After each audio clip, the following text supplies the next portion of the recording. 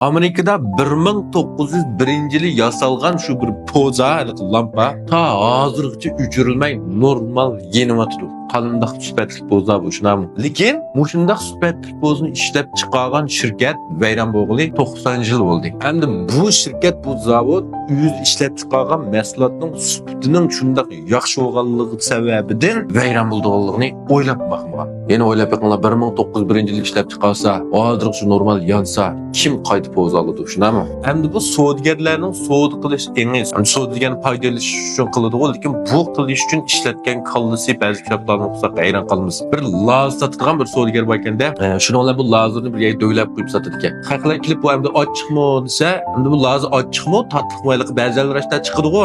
Desa, shuni bilan bu amiz bakarak ochiq degandan keyin oplamasa, bo'sharoq ochiq lozim deb qolmaydi ekan.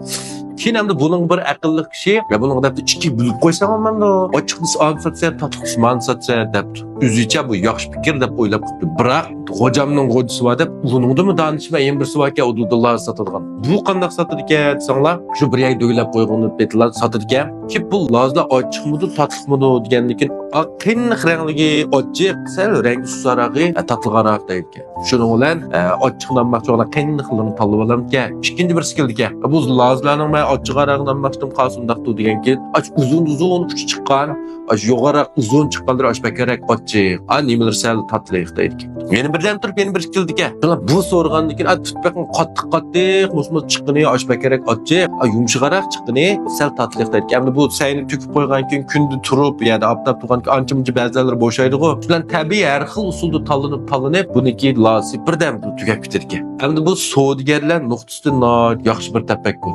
Lekin endi ba'zi yerda axloq nuqtasidan to'g'ri yaxshi tafakkur emas, shundami? Lekin bu bizning hozirlik to'g'rida turbo qilib vanxo'po setayotgan ba'zilarning bak peshib ketgan gaplarga qaraganda yenisal yaxshi o'xshaydi, burun savdogarlar hozirgisi qaragan yenisal oq ko'ngil o'xshaydi deb o'yildim. Hech bo'lmasa, ishni ochiq o'z tatliqaroq bo'lsin shu narsani ola olamiz. Hozir ko'zimiz ko'z turib, asli bahsi 999 ko'ylik narsalarni 9 mo'ga bizga setib berdi. Bizmi palan karxonchi deymi, palan cho'lpanti deb turib olamiz uyga. Nima? Alimiz yo'q, o'zimiz bilamiz qag'indi. Gavchichang beliq sotadi, mana beliq sotgan mana kinosini ko'rib, nurg'unlar bir amroq bo'lib qolgan. Mana beliqchilik to'g'risida bir hikoyasini gapiraya. Bir beliq do'konda hamda bu beliqchilikda yugan sotadigan-da bu. Taz yuganlar setilmabdi, buniki bahasini tushasini setilmabdi, nurg'unlar besilib qolibdi. Elaqa kichik oilalar ishilib turgan yuganga qanday qilsam bo'ladi deb bir kuni bu beliq sotadigan odamni bir tepibdi. Shundan bilan buni tepib 500 tal oltin beliq qopdi-da bu. 500 tal olgandan keyin azallam epdi. Olgandan keyin buni ma'qul. Men o'zim upper price lamisi biroq oldingiz degan ki ma'qul akaga vaqtingizda bir ko'lva bir yerga akilishga buyuribdi. Ular yo'g'on bir ko'lva eqilma bir yerga. Keyin shu yerga aka qo'yib atma ko'lga debdi. Voy nimishqa bo'lsa, pulni kam qilmay bermaysan qo'yvasan bo'ldi deb qo'yib atdi. Bu 500 taldan ortiq oltin beliqni bu yerga to'kib atgandan keyin bu gap taraf taqabdi-da. Nurg'un qaqlar ketgan bu yerda ba'zilar qamoqda, ba'zilar to'da, ba'zilar sakrab turib bu beliqni tutqul turibdi.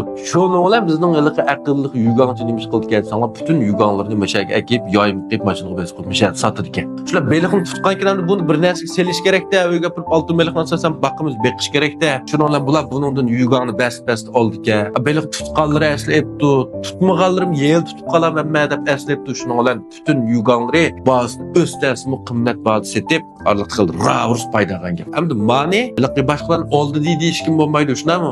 Bu majburlimidi?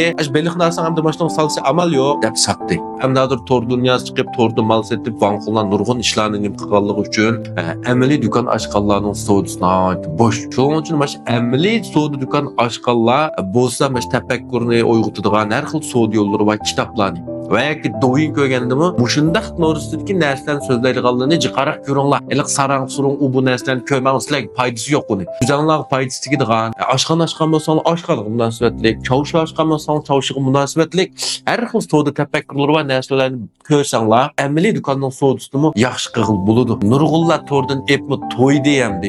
Yana ba'zi narsalarni amaliy do'konda ko'rib, tutib, silab, purab amisi bo'lmaydiganligini his qildi. Lekin amaliy do'konlarmi biz xaridorlarni jalb qildigan bir yaxshiroq amallarni, taktikalarni ishlatib beqish kerak. Shundami? Shuning uchun mana amaliy do'kon ochayotganlarga nisbatan to'rdan foydalangan vaqtda o'zimizning vangosini qilib bir foydalanamiz. Ikkinchi birisi to'rdan shu o'zimizning sohasiga munosabatli bilimlarni jiqaraq ko'rib foydalanishni umid qilmoqda. Rahmat.